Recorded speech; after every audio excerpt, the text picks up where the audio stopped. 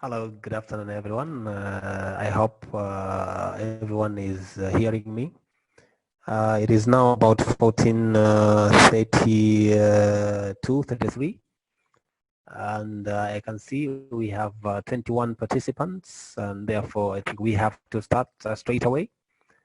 If you cannot hear me, kindly make sure that your device has been connected properly, and therefore you can actually be with us in the next 60 minutes in our class today.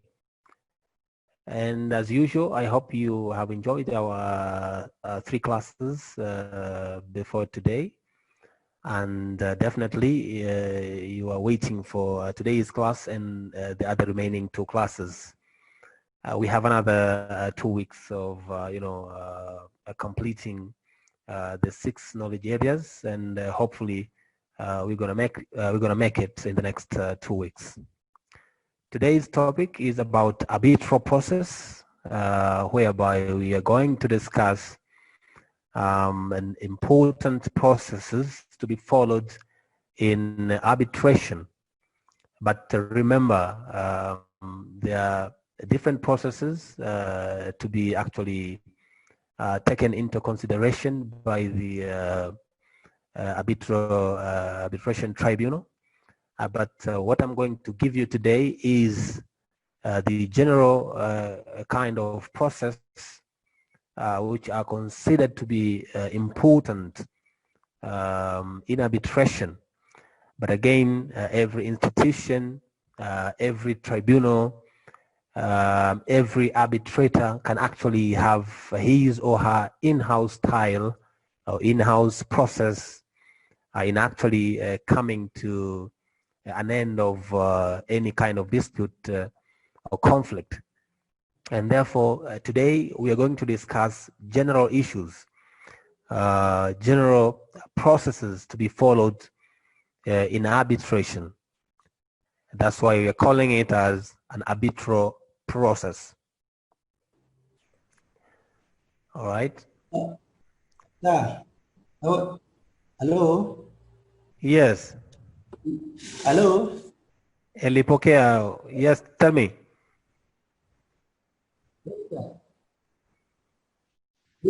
Dr. Maulana. Yes. Yes. Doctor. Yes. Go ahead, Elipokea. Hello, doctor.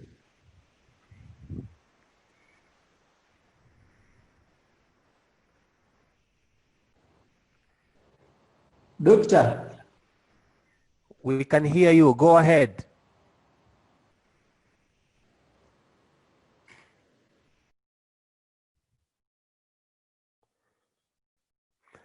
Well, in our previous class, we actually discussed about dispute system design, whereby we discussed about what do we mean by dispute system design.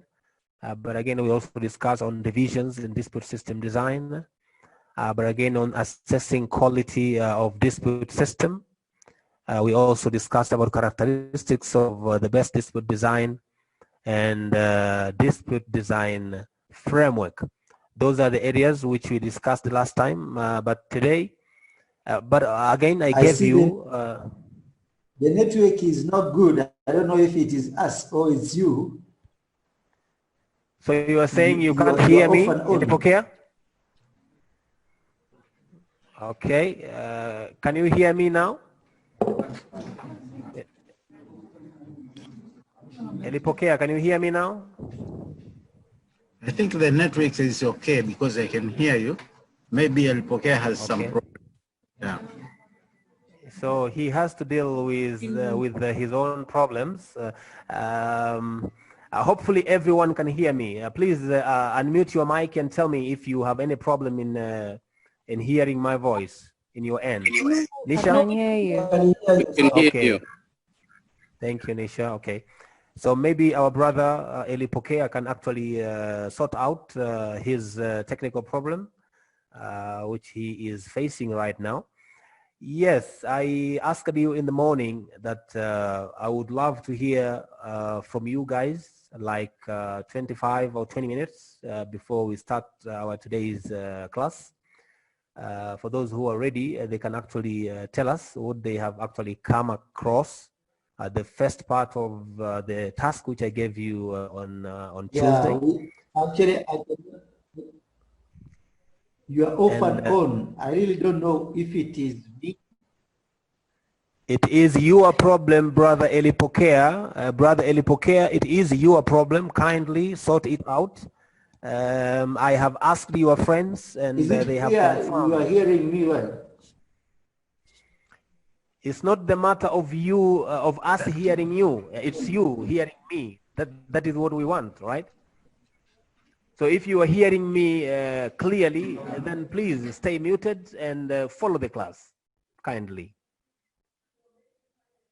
Well, for those who are ready, I'm not sure if the class monitress is here. She can actually tell us who are ready to actually present whatever they have actually prepared. I'll be happy to hear that. If the class monitress is not here, then I would love to ask anyone who is ready for that presentation. Then I can give you a room for your presentation. Anyone? Can I see a hand?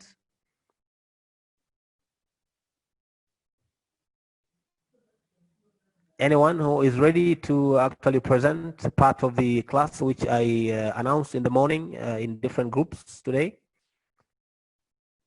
with regards to the task which I gave you on Tuesday?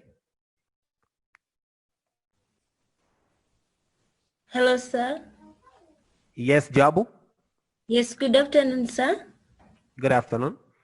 Yes, I have a little bit passing through the history of East Africa community, but Right. I didn't get a time to find for the SADC. But what I just get from the history of East Africa community, it has established in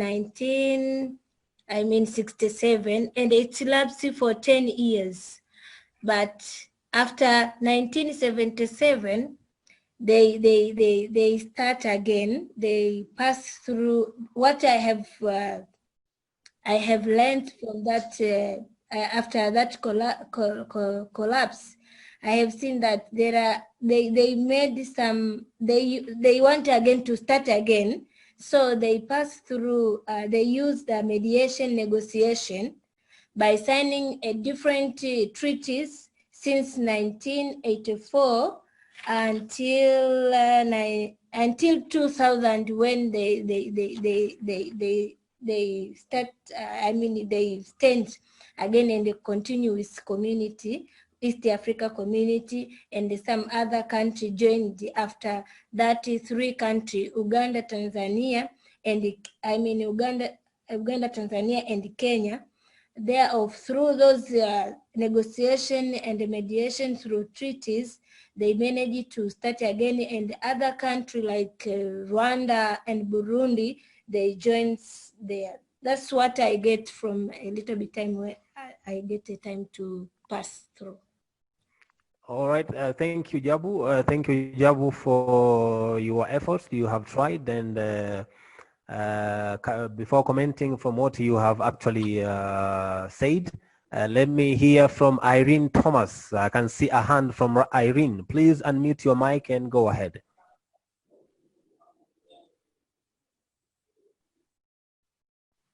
Okay. Good afternoon. Good afternoon. Go ahead. Okay. Thank you, Jab, for the little explanation, which I didn't know before. But thank you. You give me you wind up my mind, and let me add something about the dispute resolution mechanism, which East African community and SADC have been used for a long period to solve different disputes. On the side of East Africa community and SADC, all they choose peaceful means or peaceful ways of solving the disputes, which have been lies or will be lies later on the concern these countries.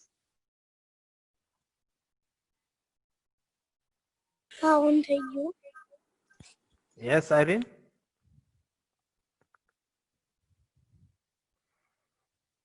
Irene, we cannot hear you, Irene. Are you still there? Hello, Irene. We can't hear you. Are you still there? Yes, maybe she has some technical problems. I can see Yvonne. Hello, sir. Yes, go ahead. Yes, I'm here. Yes, Go there are ahead. some people who said that we'll. Yes, I'm here. Hello? Go ahead. Go ahead. Hello? There are some people who said that we'll come. We'll. Do you hear me? Yes, go ahead, Yvonne. Yes, Ivan. Yes, you say. Yeah, sir, you said to me that I can give you some names, 4 names who will do this session, who will Okay. talk about this task, coursework. So there are some people like Samuel. Samuel said that will. Yeah, so I don't see Samuel. I'm here. I can. Okay, we have Samuel on the line. So can he go ahead? Samuel, go ahead. No, I'm not Samuel. I'm Elipokea. And we also talked with Ivan this morning. So I had some few things I just read. I don't know if I'm allowed to continue. Please go ahead. You have 5 minutes. Okay. In a nutshell, what I try to look at is I look at the institutions and mechanisms that are entailed, and I try to read from the Sierra Machado of 1981, which is the structure of international conflict resolution. And therefore, I got some few items that I want to share with my colleagues.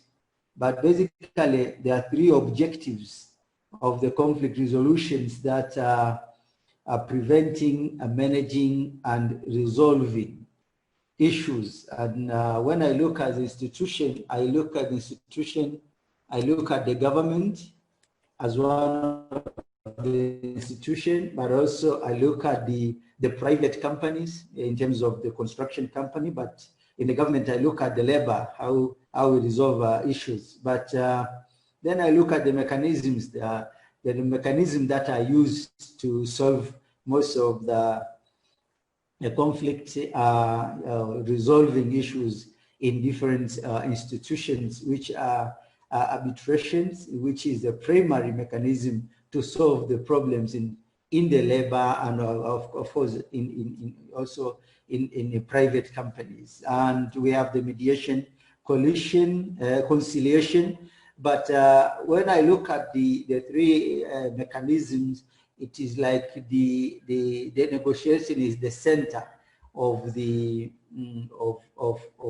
process, and therefore it involves a lot of skills. Like I will just mention 4 of the skills that are necessary really to engage into the negotiation, which the quick review will stress. Looking at the main, how the people are flexible or relaxed when they discussing or when they negotiate, but also recognize and manage the emotions. That is part of the skills that the person has to acquire and improve the non-communication skills. These are the elements that can actually give the value to the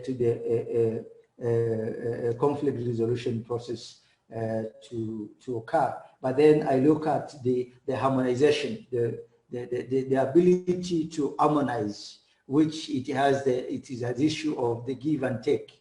That there are times where you will have to compromise so that you can be able to avoid confrontations and because of that, then you look,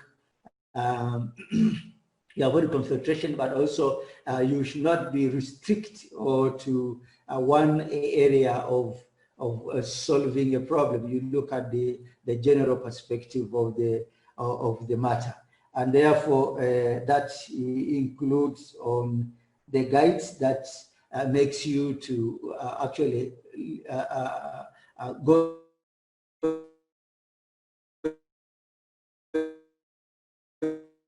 into the solving problems. You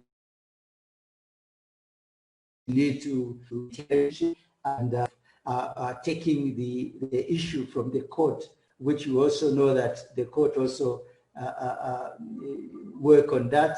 And so the basic is to look at the relationship. So at the end of the day, the conflict resolution, those mechanisms and the skills I just mentioned, if they are used properly, at the end of the day, will give us the good relationship between the conflicting parties, and they strengthen the relationship. But we focus on the present issues while they are discussing the matter. They has to look at the present issue before they continue with before they put the mechanism for the future, or to not engage into the same conflict issue in the future. And therefore, my brother, I look at the book from Clement Mashamba, and I look at how the EAC and the SADC, they differ. I'm just mentioning the difference because the other people has mentioned the areas. So the difference is the mechanism which are used in SADC and the mechanism which are used in EAC, they are almost the same, but the only difference is the skills and the mechanism that were implied. And so far, thank you very much, Dr. Maulana. That is what I've done. Yeah, thank you very much. And for those who are actually fearing the OREX system, this is how we are going to do the OREX, like the way Lipokea has actually done, and Diabu and the other students, that we will be asking you questions like this, and you can comfortably answer as Lipokea has done recently.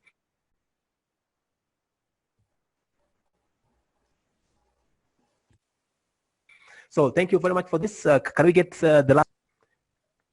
Yeah, would you please, Lipokea, switch off your microphone? Yes, the last speaker. Can we have the last speaker, if any?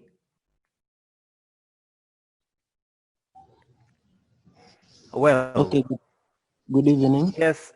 Good evening, Techno F1. Next time, please kindly rename and put your official name. That would be fine for us, so that we can read your name accordingly. Techno, go ahead. Okay, thank you very much, Mr. And my name is called Samuel Ucheng from Mwanza.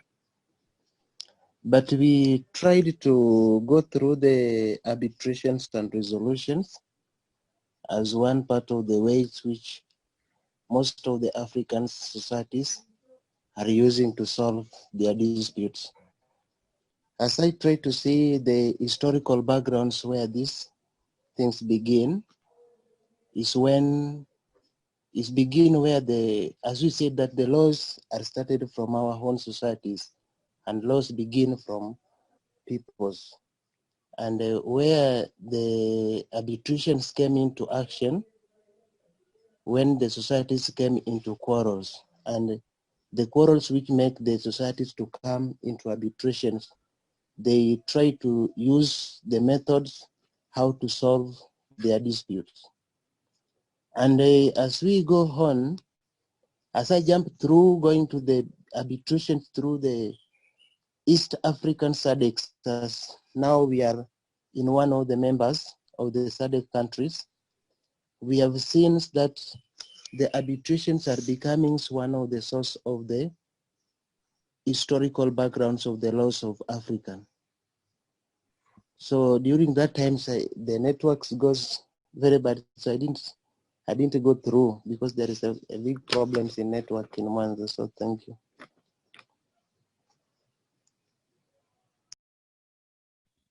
Yeah, thank you very much, Samuel. Thank you for your actually comments, and I am actually requesting you all next time to prepare yourself so that we can actually hear from a good number of you guys, and this is the way that you can actually practice on how to use these communication tools, teleconferencing and video conferencing tools.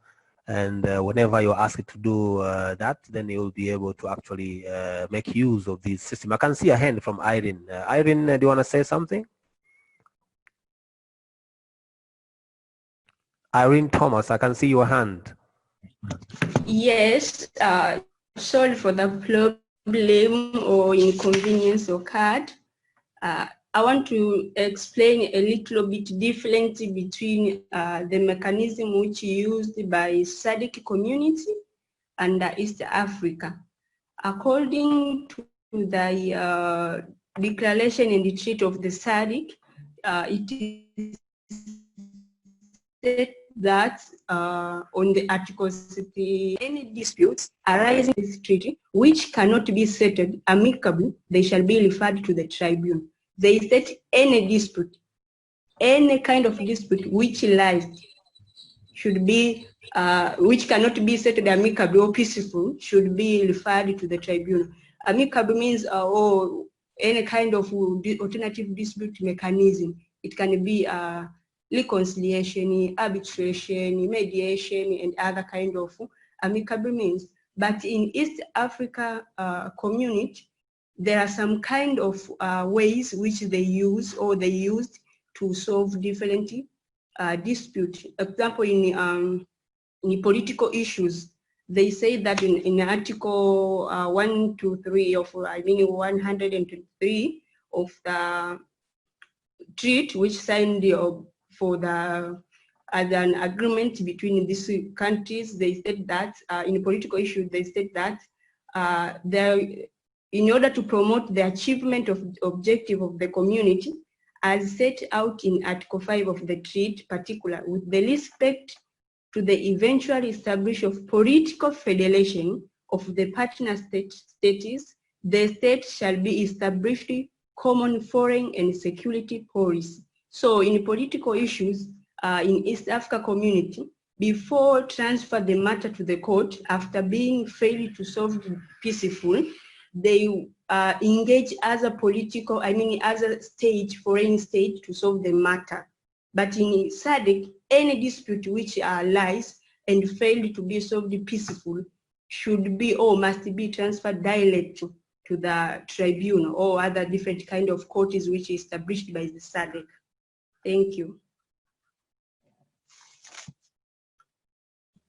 Okay, thank you, Irene, for your short presentation. And for those, I have read a message that there are some students who did not get information on this particular task, and I am reminding you all to join our WhatsApp group so that we can easily communicate between us. And all these informations can actually be made available to you guys, and you can actually participate. We have only 5 minutes before ending this particular session so that we can start our today's class. I have seen Boy Hintai. You wanted to say something, Boy? Boy Hintai. Well, I have nothing to talk. Okay, then I think we have to move to our next session, which is our class. We have only 30 minutes. Actually, in the morning, I requested the class monitors to actually communicate with you guys so that we can actually have some 4 speakers. Excuse me. Who can, yes. Yes, I have a suggestion on, yes. On this issue of giving us tasks to do. Yeah, I was suggesting that if we can use, because the university provided us that opportunity of using the chat room.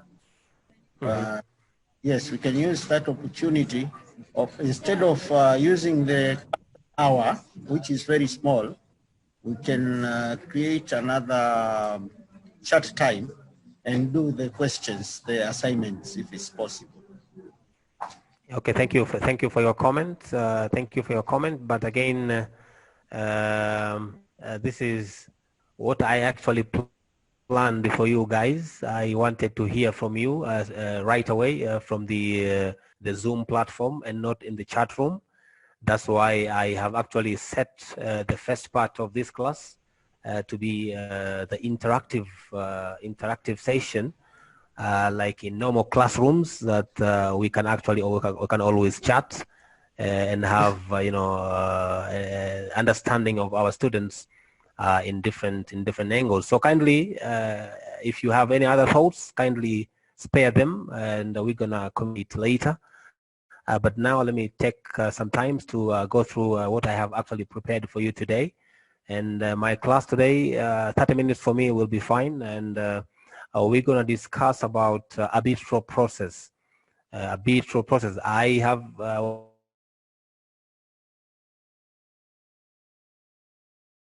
when I was introducing this class today, I actually told you, general issues with regards to arbitral process. But again, an arbitrator or a tribunal can actually use internal processes actually to end up any kind of dispute, any kind of conflict, which is before him or her. And to start with, we're going to actually discuss some few words, some technical terms. We're going to try to define them. These words are like arbitration. We have to know arbitrator as a person, as an individual.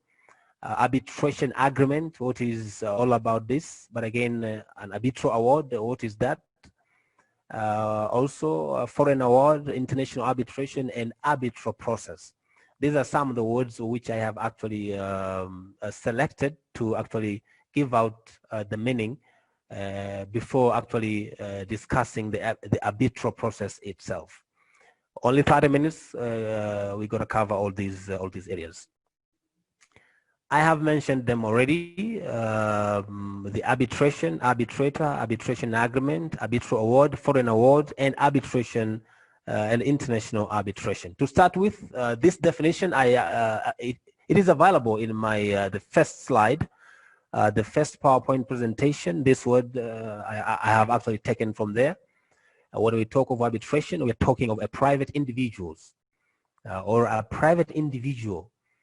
It may also be a panel, a group of individuals. So one person, two or more, they can form a panel of arbitrators. And therefore, when you talk of arbitration, we're talking of private individuals or a panel outside of the court system that determine the legal and or technical merits of a dispute and determining an arbitral award. So it is a process actually, which is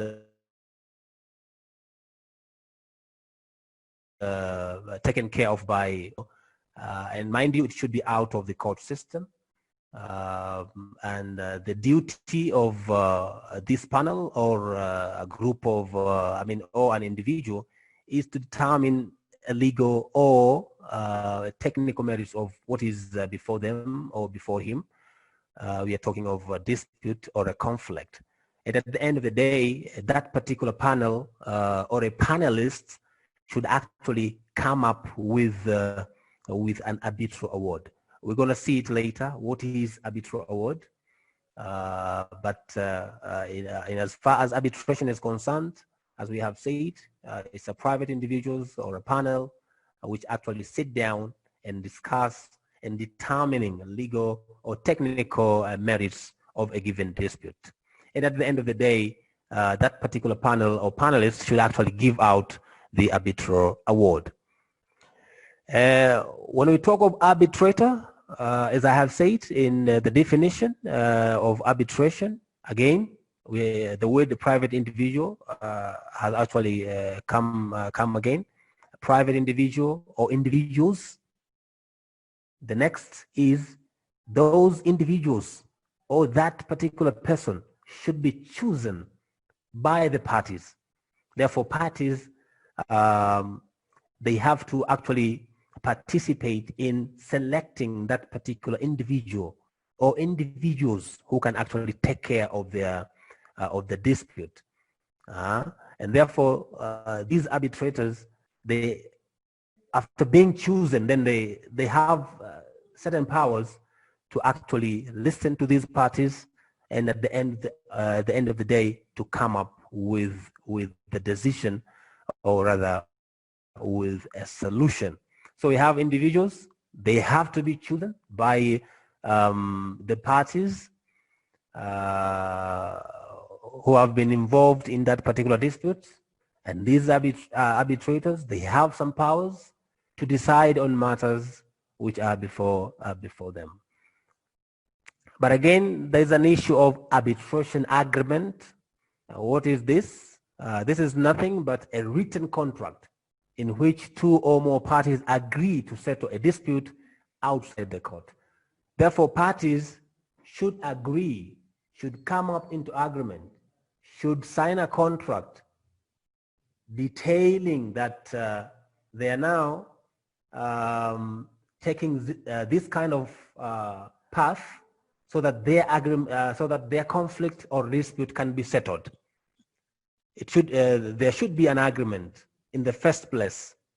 There should be an agreement in the first place whereby these parties are agreeing that they are now selecting a certain kind of process to end up their problem. This is very, very important, and it should be there in order to avoid any further problems, any further conflicts. Therefore, they have to agree that they are now choosing a particular path to end their problem. And in so many contracts, actually, at the end of the day, the arbitration agreement is ordinarily a clause in a larger contract.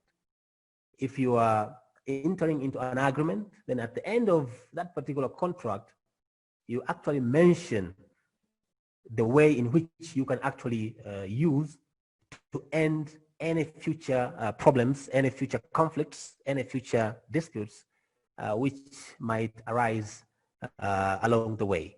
So this is very important, but generally they are called arbitration agreement. You agree, you parties, all of you, you agree in which way you can actually employ in ending up your problems. Then we have arbitral award. This is nothing but a solution which has been given. A solution which has been given. And even in the normal court of law, we have judgments. Now this is, they're calling it analogous, right? It's like a judgment in court of law, but here then we are calling it as, the kind of solution which has been given after hearing all the parties, and at the end of the day, then the arbitrators or arbitrator or a panel, they can come up with the solution to that particular problem, and technically it is called an arbitral award. An arbitral award. Then we have a foreign award. Foreign award. This is also a technical term which you can actually find out in the issues of arbitration, and this is nothing but it is a solution again, or rather award, where the judicial seat of arbitration is in a foreign territory or a state. That one of the parties, they have agreed that whenever we have conflict, this particular conflict should be taken care of in a certain territory. Now, if it is outside Tanzania, for example, that will be called a foreign award, because it has been given outside this locality. It has been given outside, our territories. Now, that is will be called foreign award, because it has been given outside your boundaries, right? So can you explain this again? I couldn't understand foreign award. these are the awards which has been given outside your country. For example, if you are in Tanzania and you have actually selected, for example, to end up your problems maybe by using other tribunals outside Tanzania, right? And once the award is passed out there, once the solution is given outside the Tanzania, then that will be called a foreign award. Your dispute has been settled outside your boundaries. Okay. I think this is very simple now. An award which has been given outside your boundaries, outside your territories. I think that is clear, right, Nisha? Yeah. Yes. Oh, okay. Thanks. Okay. Then we have an international arbitration. Of course, definitely. This is an arbitration between companies or individuals in different states. In different states. A Tanzanian working with another, maybe someone from Italy. Now they decide where their conflicts should be settled. Where their conflicts should be settled. They have to come up with the agreement, definitely. And as we know that the possibility of having conflicts or disputes is always there. And now, before they happen, we have to state from the very beginning how our future disputes can be settled. Now, if these companies or these individuals are coming from different states and they agree from the very beginning where their disputes or conflicts can be settled, now that is called an international arbitration. Which tribunal are they going to use? Where their arbitrators should come from? They have to state from the very beginning, and when the dispute happens, then they can apply those ways which they have actually agreed in the very, very beginning. Now, as I have said earlier, that these individuals or companies are from different countries, but they are dealing together, and maybe their arbitration process has an international, features. Then that is called an international arbitration. Is an arbitration between companies or individuals in different states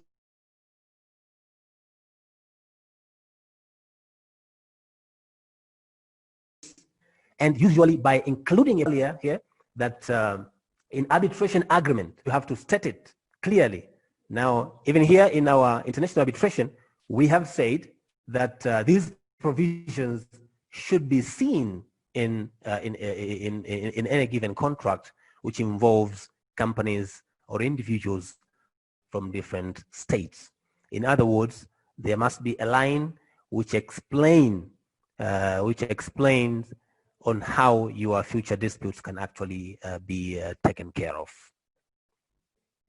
Now the process. Sorry, sir. Hello. Yes, Hintai? Yes, I want to ask a question here.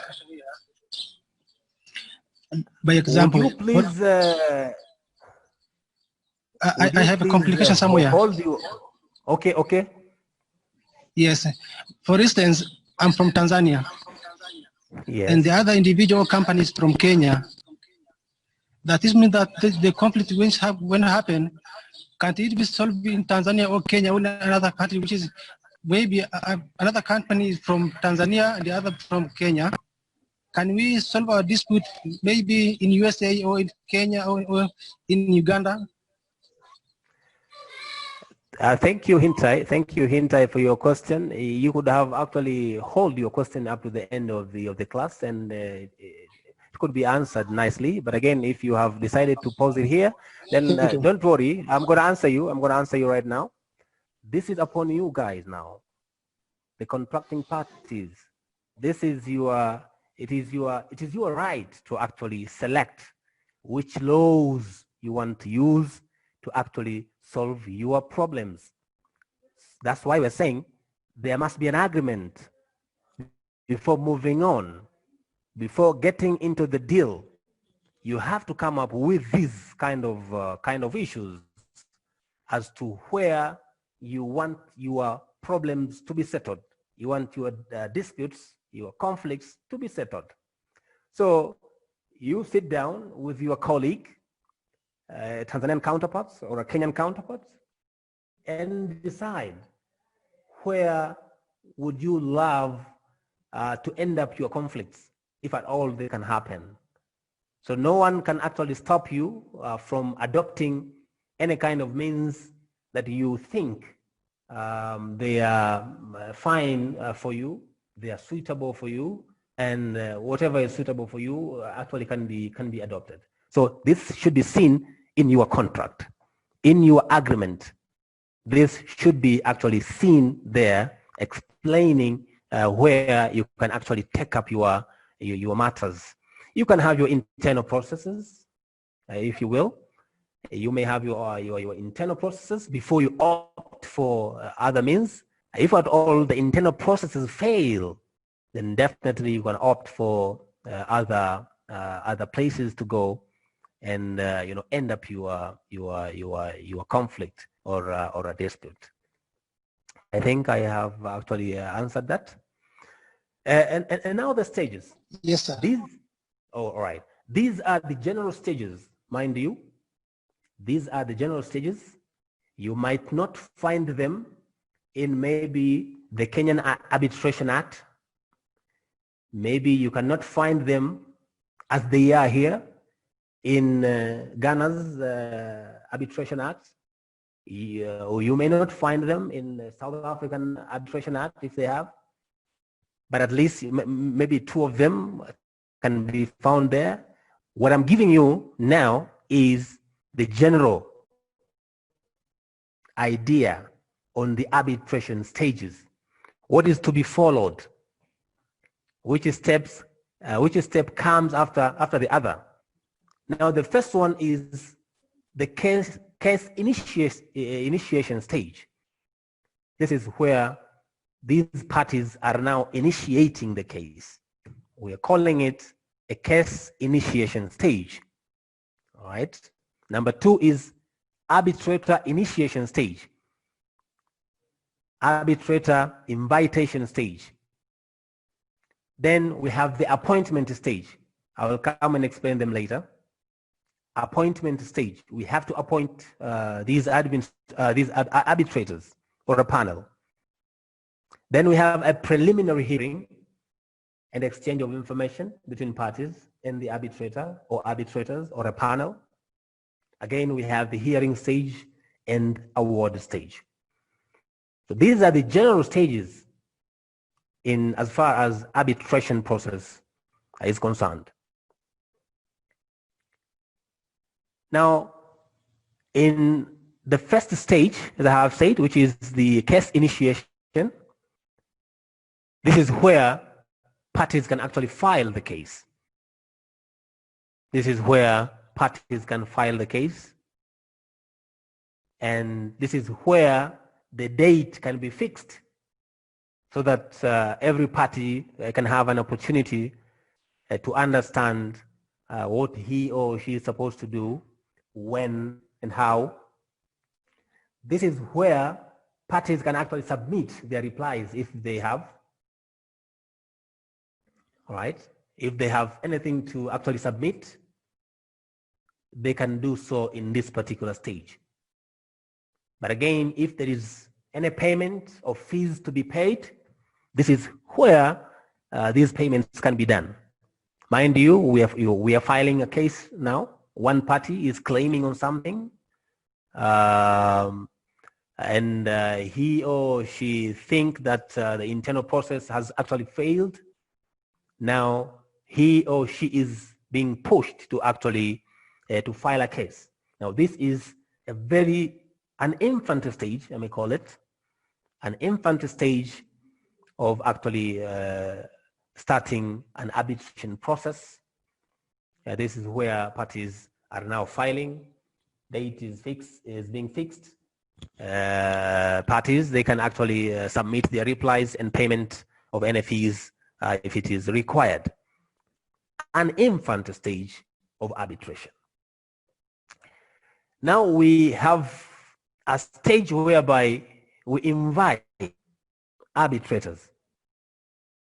We invite arbitrators. For example, if you have a center, if you have an institution which deals with arbitration, now that particular institution or a center can actually invite arbitrators to go through the case, whatever it has been submitted. As I have said earlier, that the parties can actually submit their papers, and therefore when these arbitrators are being invited, they will have an opportunity to actually go through those documents and see if at all there is a problem, there is a conflict over there, and what should be done.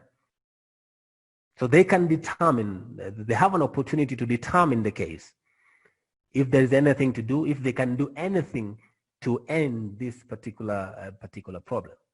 So this is the second stage. And by now, all these documents should be clear, should be on the table from all the parties. All the parties should submit whatever they think. If it is a claim, then the claim should be there fully. Yeah, if it is, the other party wants to give a counter, then he or she has to do that before this stage comes into play. So once we are in this stage, then a complete document of the case should be there. Therefore, when these arbitrators are coming, they have to have an opportunity to read a complete document and actually derive and determine that particular conflict, if they can go ahead with it or not. We are calling it an arbitrator invitation stage. We invite arbitrators to determine the conflict or a dispute.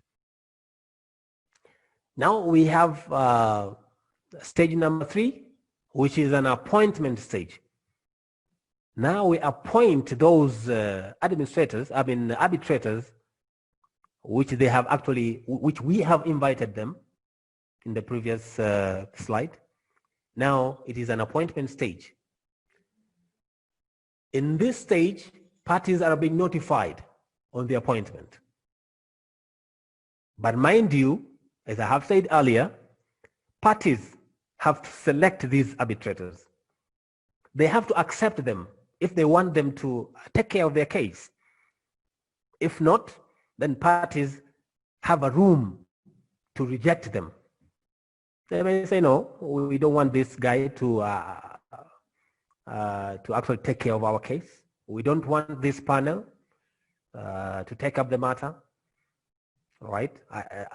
Mind you, I have said if there is a center or an institution or an office, they have their arbitrators, they can actually invite them, read the case, submit their opinion, and when it comes to appointment stage, it's you, the parties, who can actually select or reject these arbitrators. Parties are not forced, they're not completely forced to actually accept the arbitrators. They have an opportunity to accept or reject. Then to make this happen, then the date should be fixed whereby these parties can decide whether to reject or accept. Now, when the arbitrator is removed, if the parties are saying we don't want these arbitrators, then the process should go back to an invitation stage so that other arbitrators can come in, read the case, submit their determination, and then we have to come back to the appointment stage up to the point that these parties accept who is to take up the case. So once these arbitrators are removed, then we have to go back to an invitation stage. But if they maintain If they select, in other words, if they select arbitrators, then the case shall continue. So these are the things in an appointment stage. Those parties, they have a very, very big room to select, to accept or reject arbitrators. Now, once these parties have actually accepted the arbitrators, then the next stage is preliminary hearing or information exchange if they have anything. Now, mind you, we are in the hearing stage. We are in the hearing stage, so every party will be given an opportunity to say something on whatever is on the table, so that these arbitrators can come up, with their suggestions, with the solution, but they cannot reach to that particular stage unless they hear these parties. And this is a natural right that they have to be given. You have to listen to all parties. Right to be heard. It is also being exercised in arbitration process. So these parties should exchange information. We have to hear them all. What are they saying? So that these arbitrators can have, enough room to decide. They can commence the hearing. They can discuss issues on preliminary issues. They can exchange information between these parties. And there's an issue of scheduling order. Arbitrators can issue a scheduling order, the confirmation of all matters discussed in that particular hearing, a scheduling order, minute-like, so that at the end of the day, nothing should be missed. So this is another stage, which is a preliminary hearing. Now the hearing stage. This is when the full case is being determined. The parties can present their case fully, and this can be done in different ways. It should not be it should not necessarily be in person. The hearing can take place by using any means possible. You can make a call and hear the parties.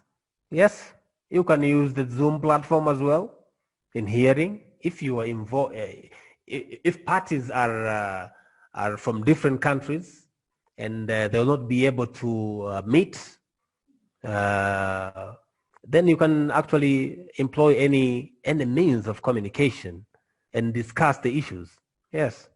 During the COVID-19, for example, like the period which we have right now, no regular flights, no regular transportation from one place to another. You can think of using any other means possible to hear your case. And this is not a secret anymore. Even the normal courts are using the video conferencing facilities to hear different kind of cases. And therefore, even in arbitration, you can actually employ any means possible to end up your conflict. Telephone conversation, submission of written documents, you can also use it. You can meet in person if you can do that. You can submit, your arguments, written arguments, in the sense that at the end of the day, everyone should submit whatever he or she wants to submit, so that the arbitrators can have an opportunity to decide accordingly, after having all informations which are needed for him or her to decide. So this is a hearing stage. After hearing all the parties, then we are coming to an award stage, awarding stage. This is when the administrator is coming up with the solution. After listening to all the parties, after discussing with the parties, and when the hearing is done. When the hearing is done and there's no any other evidence to be presented before him or her, if that is realized, then the hearing is closed. The arbitrator can actually close the hearing and set the date which he or she can issue award and end up that particular conflict. And that should be in a written form, a written award.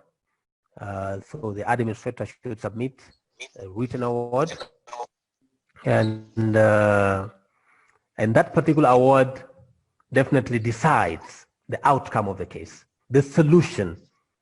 The award is nothing but giving out an outcome of the case. And all the parties can actually be given that particular award, a written award. And on that note, that case will be considered as over. So these are the stages, as I have said earlier, that these are the general stages. You can find it in different jurisdictions, with of course changes here and there, but again they all fall in these categories. We have the case initiation stage, we have the arbitrator invitation stage, we have the appointment stage, we have the preliminary hearing, we have the hearing stage, and the award stage. But mind you, it is very important that the parties are the ones to decide who are to be their arbitrators, who are the ones to be their arbitrators, and not otherwise. If they reject, then the process should go back and invite other arbitrators, and then parties should actually agree on the appointment of arbitrators. They should not be forced to actually have arbitrators of which are who are there are not their choice. They have to select. They have to select the arbitrators to end their problem, or rather their conflict. I've seen two hands. I'll give you an opportunity right now. Let me end up. This is my last slide. Therefore, don't worry. All of you will be given an opportunity to ask or comment on anything on today's task. But remember, at the end of the day, I will give you a task, and that you'll present in the next class. Like 2, 3, or 4 of you can have an opportunity to actually present by using this Zoom platform. On that note, thank you very much for listening, and I have seen some few hands here. Hello. Sorry, sir, I cannot see a way of raising your hand. I have a question. I don't see on this platform. I can see on how I can raise my hand. Just click participants. All right. Just click participants, and then you go on where your name has been written. There are some few things to see. There's a drop menu over there, raise hand, lower hand, something like that. You can see it there. There are 4 hands. There are 4 hands. We have Ezekiel Stephen and Aziz Amran, Meleji, Elipokea, and Abdallah Said. Let's start with Ezekiel. Sorry, I'm only my name. I don't see the way I can raise it. Yeah. Just point on top of your name. The drop menu will come over there. In the meantime, let's give an opportunity, Brother Ezekiel, to say something. I'll stay you muted, and if you want to speak, I'll give you an opportunity to do so. I am muting you all right now, and now I'm giving Mr. Ezekiel Stephen to say a word. Yes. I've got 2 issues. One is a question, and the other one is some clarification. Okay. With the question, I would like to know what qualifications an arbitrator should have in order to become an arbitrator. That is one, but following on that, the other is whether we have institutions here in Tanzania that are dealing with arbitration. In terms of the other part, which is clarification, when I was suggesting, I wasn't suggesting any other platform. I was just suggesting this same platform, this Zoom platform. And the idea was because the administration, the university administration promised that if whenever we want to use this platform for our discussions, we can just tell them, then they will arrange for. So please, if you can spare your time and give us those discussion questions, but we use this same platform. I wasn't referring to any other platform. Thank you.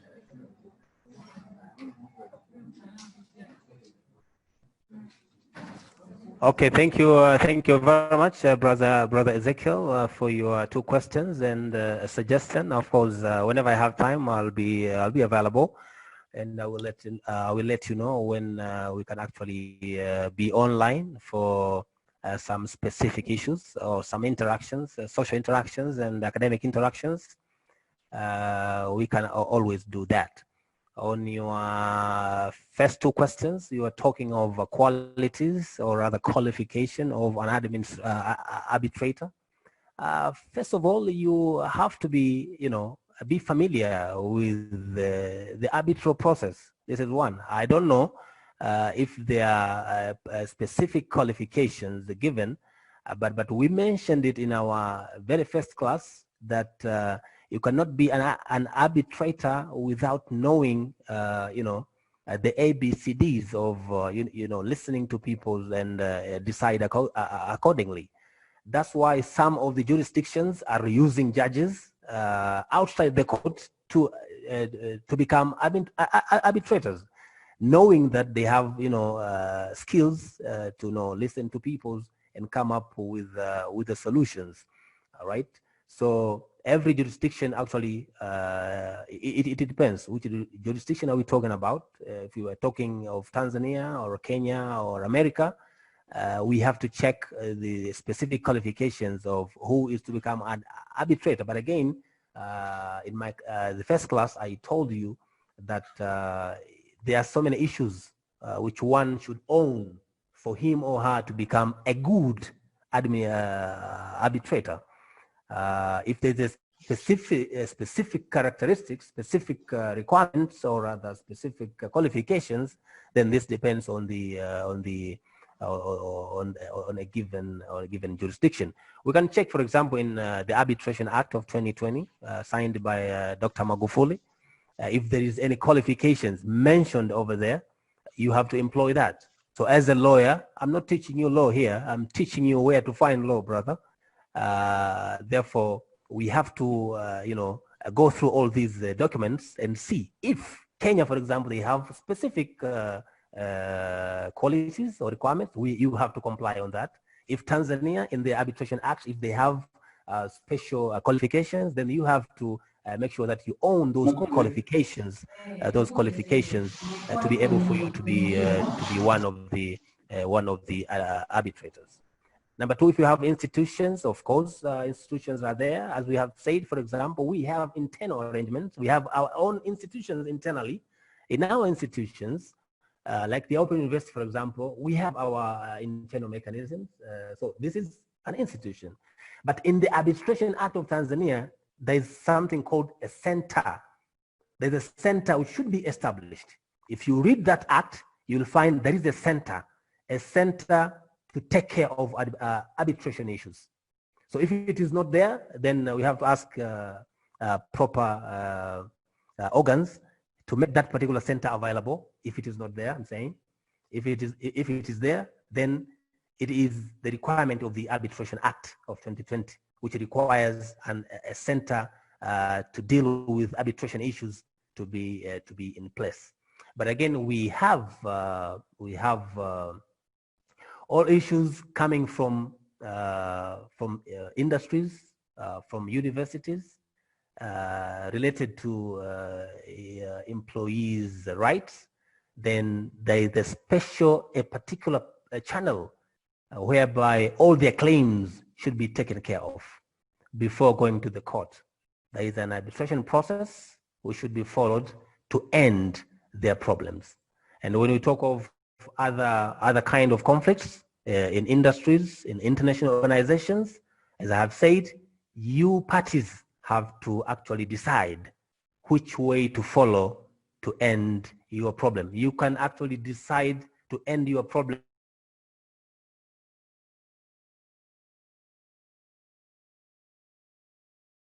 in American courts, in American arbitration system. This is up to you.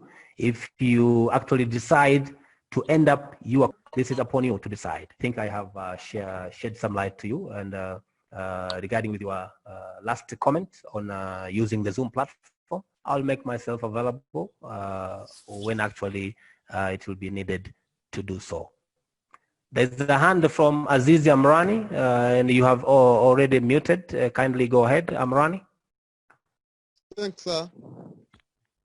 I would like to know in first stage, you have told us the party submit their replays, which I need to know here to whom replays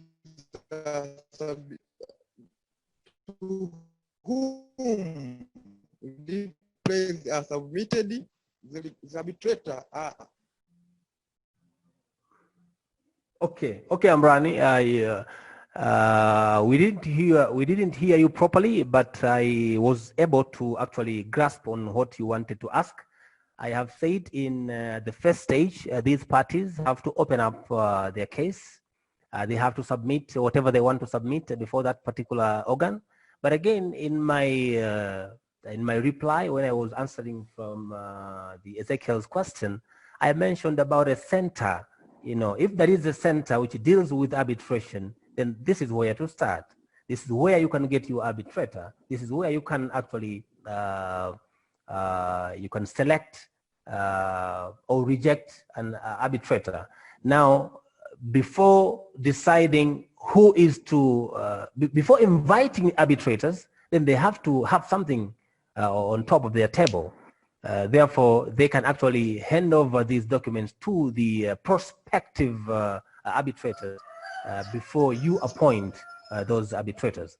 So if we have companies, I mentioned in my last two classes, if we have individual group, individual companies, individual institutions dealing with arbitration, you can go there and open up your case, or as you have mentioned in your contract, if there is a contract mentioning where you can end your problem, you can go there and submit your documents.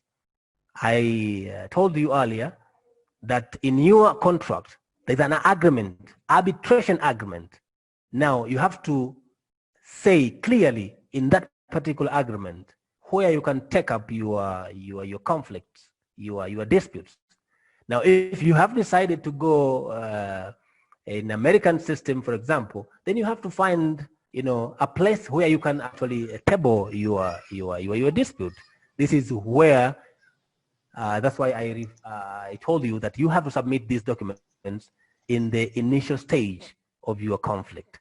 So the special organ, if you have already decided in your contract, then you have to go there and submit it.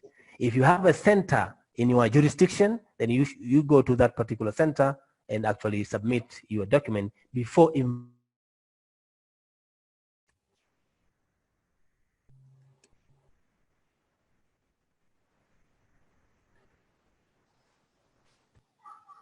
and before appointing them.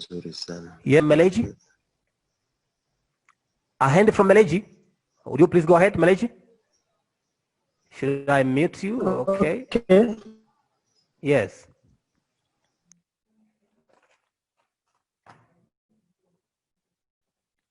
Maleji, go ahead. We can hear you.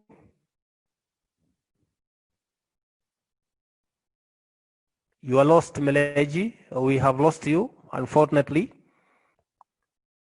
And therefore, we can give this microphone to Eli Pokea, the next hand. Eli care. We'll come back to you, Meleji, if you'll be able to, if we will be able to hear you, we can actually call you later. Now let's have some thoughts from Elipokea. Yeah, thank you, Doctor. Actually, Then I have to ask you about the foreign award. I was confusing.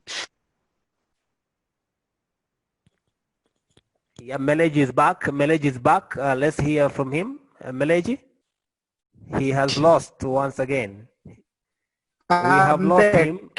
I'm back, sir. Go ahead. I'm back. I was confusing about the local awards. I mean foreign awards. I knew before that if the party are coming from two different countries and they agree that whenever the dispute occur, then we solve in one of the either country, then the award will be called the foreign one.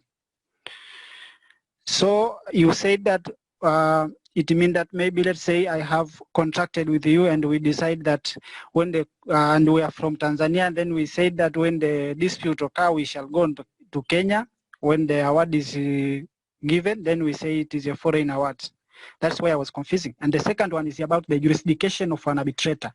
So it means that before the second question, you need to make us very, very clear in your first question. Would you please repeat and make it very clear where your confusion is? If I'm not mistaken, when I read some of the articles you uploaded in the Moodle platform, I saw somewhere that a foreign award is the one granted for the two people coming from different countries. And they decided that whenever the the dispute occur, they will solve in one of the countries that they are coming from. That one will be called foreign country because one person will be local and the second one will be coming from out. That's what I knew before.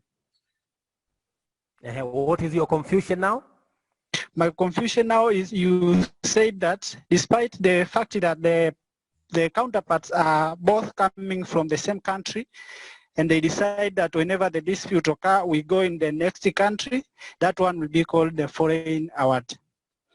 To me, I understand that one will be called international award.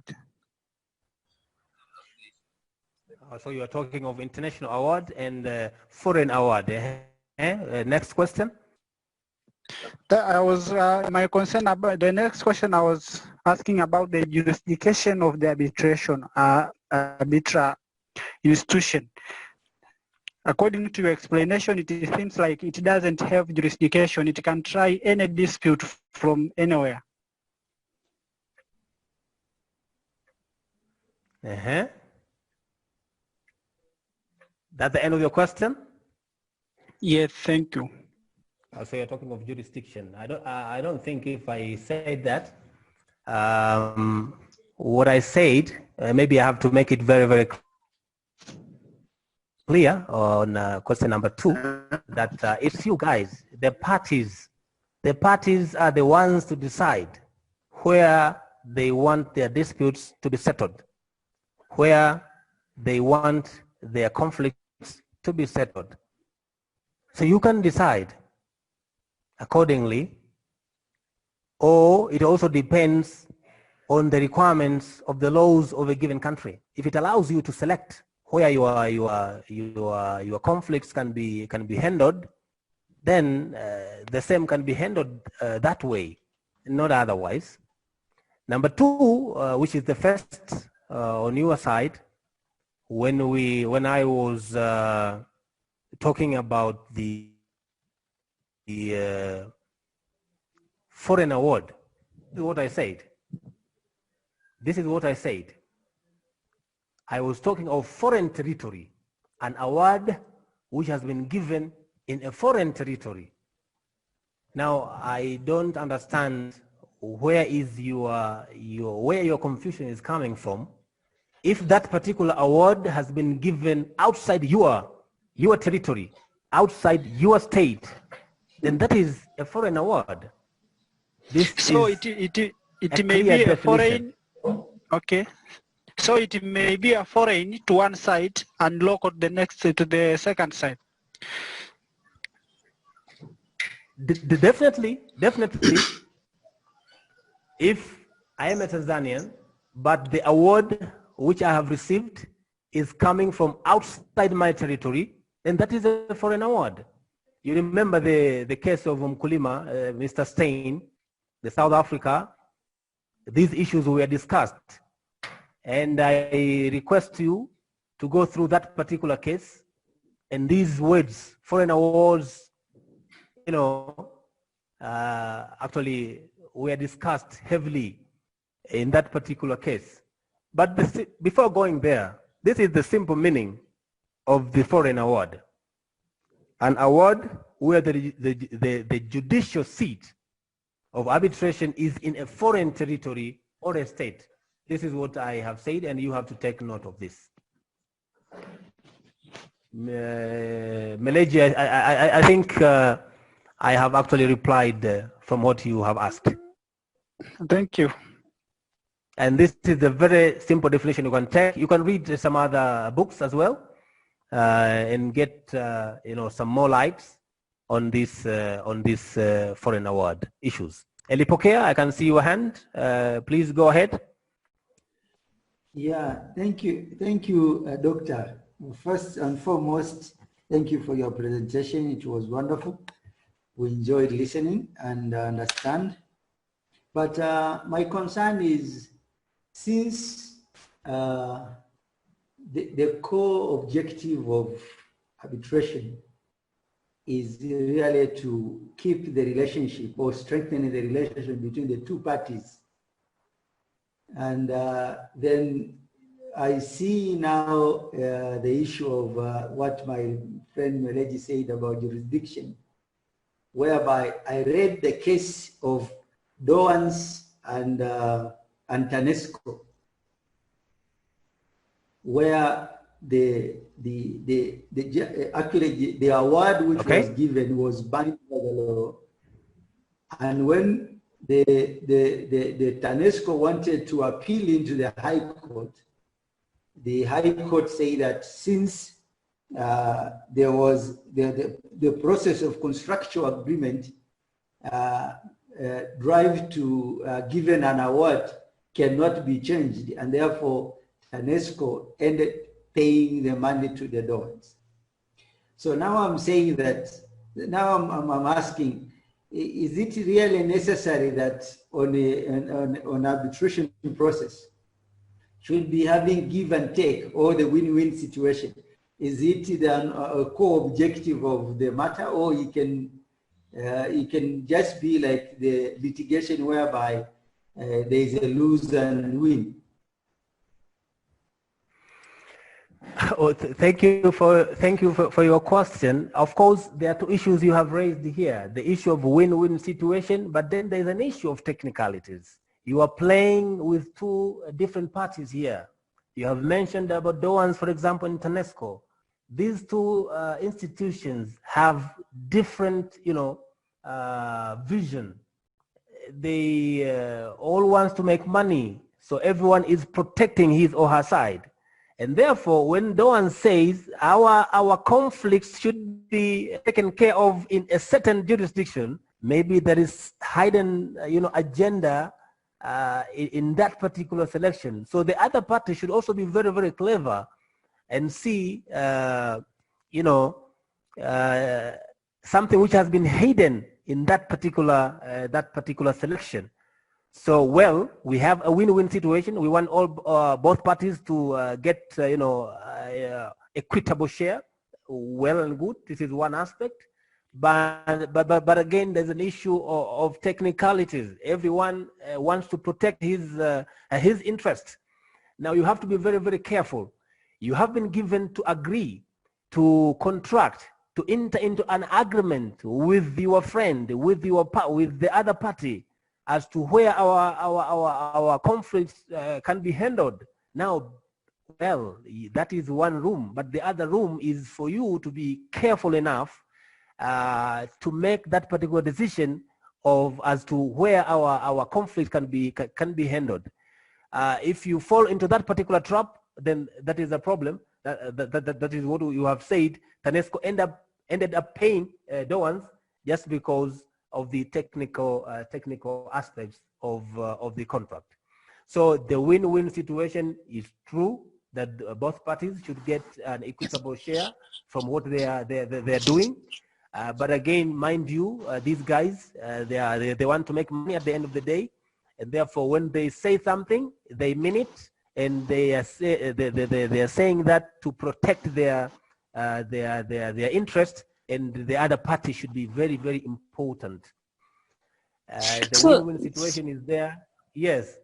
So, sir, does this mean that if they have a contract or they have an agreement where during the dispute they have to go to an arbitrator, and if one of the parties is not satisfied, they cannot file a case? The contract should be very clear on how your problem should be ended. So if there is a scenario that what if party A is not satisfied with this decision, where should they go to end up the problem, to end up the conflict? This should be there in your contract, in your agreement. All the processes should be defined fully as to which ways should be used to end up the problem. If you are not satisfied, that means the problem has not ended. So the contract should specify all possible means to end up our problem, to end up our conflict.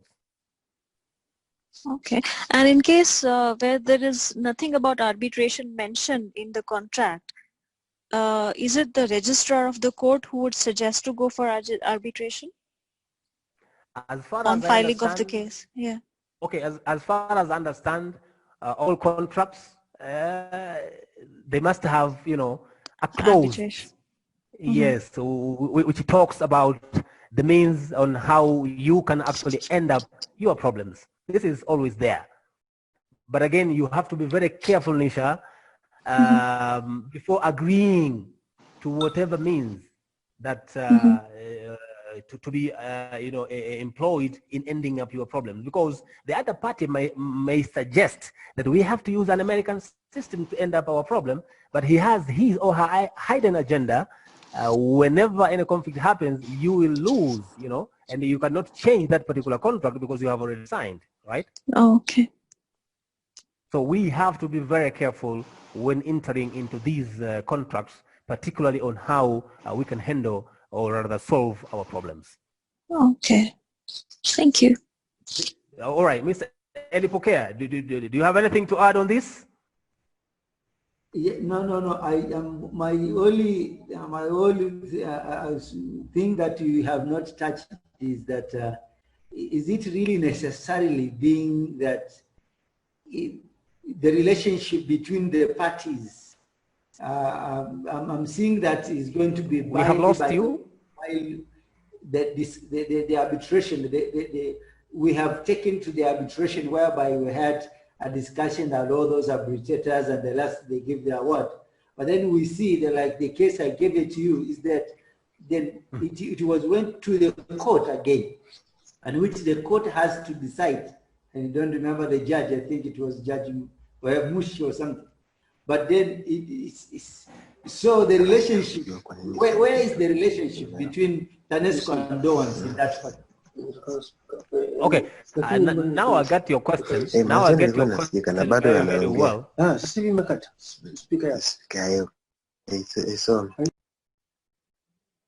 Yeah, look here, brother and sisters, in a way. In your agreement, in your contract, most of the time, they don't want to start with the court. Right? They don't want to start with the court system.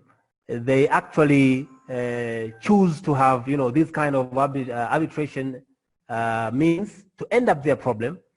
But at the end of the day, if that particular arbitral process fails, in where should they go? I said when I was answering Nisha's question that that particular agreement should state, once the arbitration process fails, where should we go and end up this problem? So definitely at the end of the day, you can end up in the court because everyone wants to, get his or her rights at the end of the day. So if the arbitration process fails, you can actually employ the other way, the other path which that particular agreement has actually stated. Maybe you have, this should be your task now.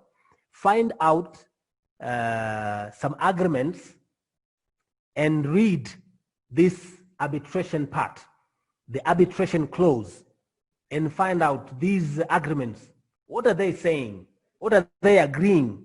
You can also take the Doan's case and read specifically what the arbitration clause talks about, where these two companies should go to end the problem, and when they are not satisfied with that solution from the arbitral process, where should they go and end up their problem. I think next week you can come up with your replies and answers, and in that way you will be in a position to know the technicalities whereby these parties are engaging in ending up their problems. I think you take this as your task now. Find out some few agreements and see how do they propose in ending up their problems. There are two hands here. I think we can end up by these two hands from Adlaine and Hintai. We start with Adlaine and Hintai, prepare yourself. Adlaine, please go ahead. And I can mute from this end here. Go ahead. So please, I want to ask if during arbitration process, can both parties suggest ways and means to settle their disputes in case most of the things that the arbitrator brought wasn't suiting their interests? Can they suggest ways in which they can be able to feel comfortable to settle their disputes? Thank you. Yeah, thank you very much for your question. I think I have answered it already, that the arbitration agreement should actually narrate, should explain fully all the ways to be employed by these two parties, or rather by the parties, to end up the problem. If the arbitration process is not satisfied, then that particular agreement should say something on that. When the arbitration process fails, where these parties should go. So my dear sister Adlaine, kindly make sure that the agreement is telling you, is giving you a full picture of how to solve, your problems in a given institution. Give a detailed account as to how our problems can be ended when we fail, when we are not satisfied in the arbitral process. Then where should we go? What is the next step? That agreement, that arbitration agreement should state that clearly. If you are going back to the court, then that agreement should state that as well. Okay, thank you. All right. Last hand is from Tafisa. Yes, sir. Go ahead. It is my question is almost partly answered. Yeah. Okay. My question was, what happens when a party disagree on the appointment of the arbitrator, because the offending party will be knowing that it has to lose.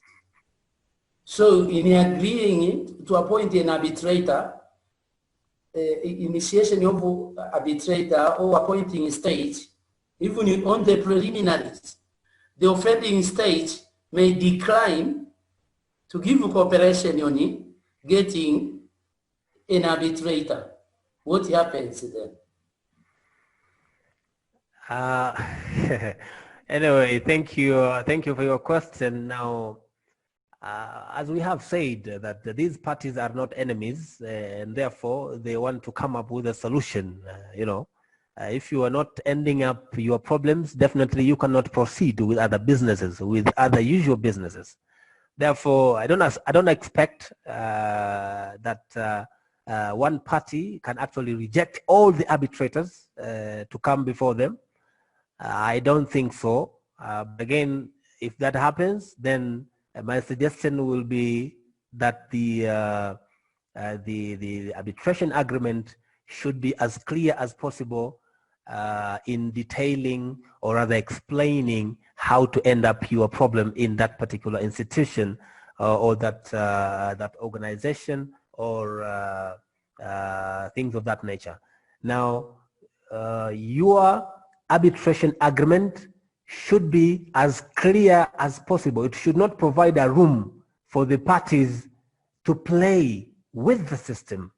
It should not give a room to parties, you know, to play with the system, because it does not make sense for, you know, big companies, for example, who have actually entered into a very big contract.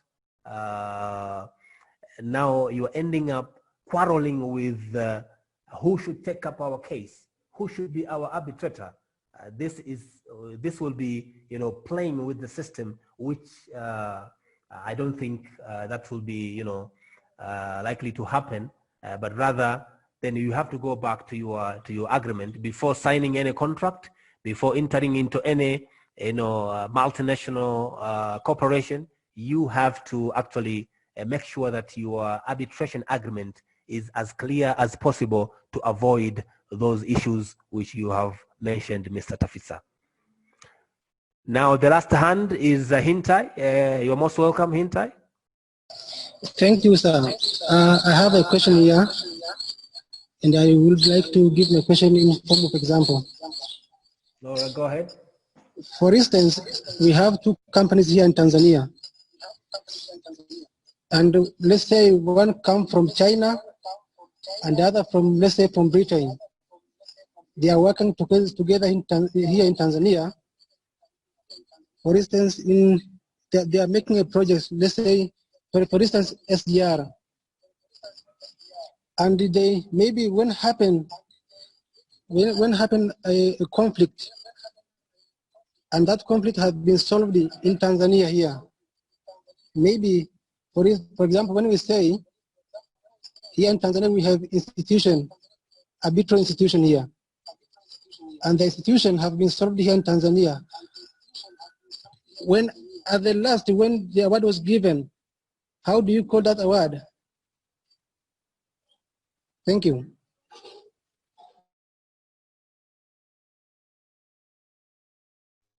How do you, Hintai, how do you, the last part? I didn't get the last part. How do you?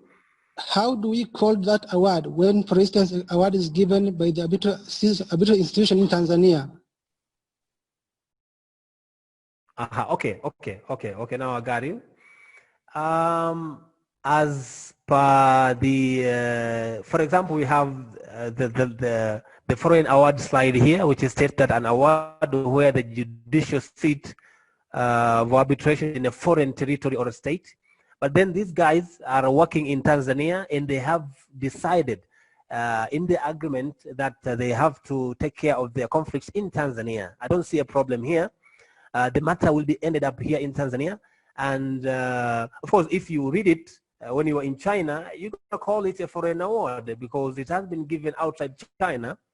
But in Tanzania, this will be you know, a local award which has been given in our country's arbitral process. I don't see if there is any technicalities here. These two institutions have decided that when conflict happen, they can actually decide. They can actually take care of those conflicts in Tanzania in the local arrangement.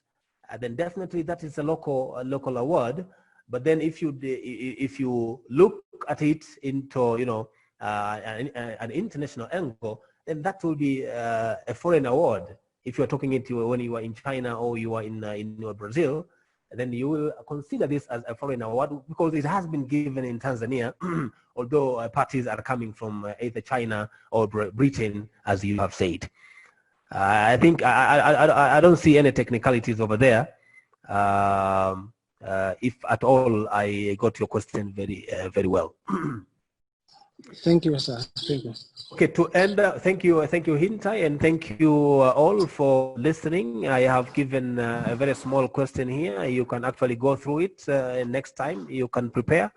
And mind you, all my tasks which I'm giving you here, these will be, you will make, you know, I'm going to use this task to formulate my questions, because I am quite sure that you are going through these tasks and understand what it's all about. I will share these slides in the next few minutes in our subgroup, and definitely during the weekend I'm gonna, you know, upload them in your Moodle account. And for those who were unable, for those, yes, Nisha? Yes, sir. You want to say something? No, not at the moment. Your microphone Sorry. is on anyway. All right. Yeah. For those who failed to do the assignments in the Moodle platform, definitely the university will come up with another session of the assessment before you register for your annual exam. So don't worry, the faculty will come up with the directives on how you can actually do your assessment in the Moodle account.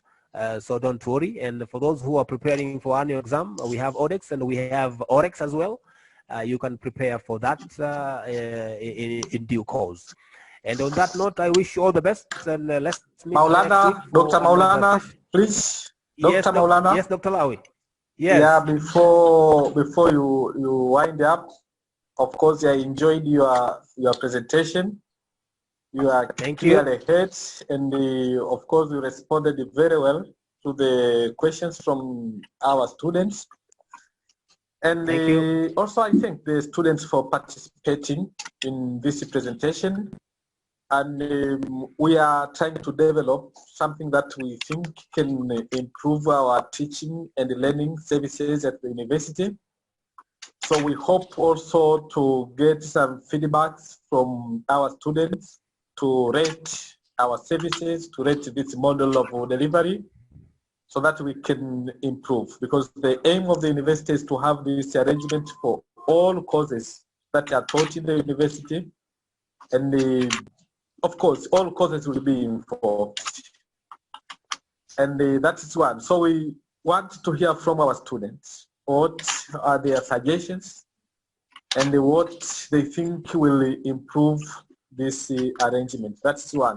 And number two, our students should be aware that this is only one way of teaching and learning activities, but we do also encourage them to visit our LMS, where they will continue with the other activities, the online discussions, and even to listen and view the recorded lecture in some courses. And of course, in 100 series, majority of courses they have for recorded lectures, and to do online assignments, and of course, to engage in self or private study and so on. So they should not take this as 100% and forget the other teaching and learning activities. So that is true. And lastly, I'm very happy to see one participant from Ghana, Adlaine. Is there anyone from Ghana or only Adlaine? I think only one. It's only one. Okay. So I wish you all the best, and I don't know if this is the last session. Maulana, is the last session? Yeah, this is the last session, and I'm about to end it so that you can prepare the next class. Is this sorry? I mean, is this knowledge area 6? Oh. No. This is only knowledge area 4. We have only two. Okay, we have another two lectures ahead. 2 more. Okay, so yes. I wish you all the best. Thank you. Bye bye. Thank you, Dr. Lawi, for coming in and talk to our students, and hope they have enjoyed the class. And I wish you all the best, and see you next week. Bye bye. Yeah. Bye bye. Thank you. Thank you, sir.